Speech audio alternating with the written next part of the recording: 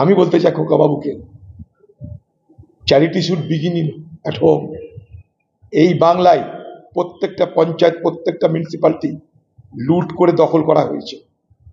যদি সততা থাকে তাহলে প্রত্যেকটা পঞ্চায়েত এবং প্রত্যেকটা মিউনিসিপ্যালিটির নতুন করে ভোট হবে।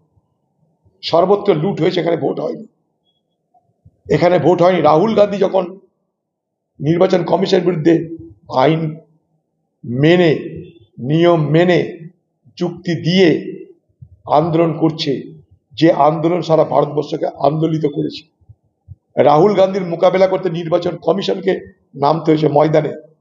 খোকাবাবু দিদি দেখছে তারা বাজারে ফিকা হয়ে যাচ্ছে, তাই তারা যাতে ফিকা না হয়ে যায় তার জন্যে নিজেরা দেখাতে চাইছে, দেখো আমরা এই বলছি, তাই বলছি, কোর্টে যাচ্ছি, ভোট চাইছি। অনেক আগে ভারতবর্ষের আলোচনাতে একথা বারবার উঠে এসছে।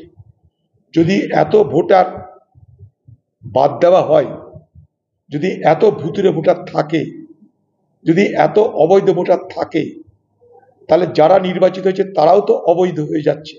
এ কথা আজকে নয়, যেদিন থেকে এসআইআর সেদিন থেকে আলোচনা হচ্ছে। হঠাৎ করে খোকাবাবু যখন বিহারে রাহুল গান্ধীর আন্দোলন সারা বিহারের মানুষকে একত্রিত করছে, তখন তিনি তার একটা আলাদা পরিচয় রাখার জন্য তিনি দেখাতে চাইছেন যে আমিও কারোর থেকে কম যাই না। ভালো কথা।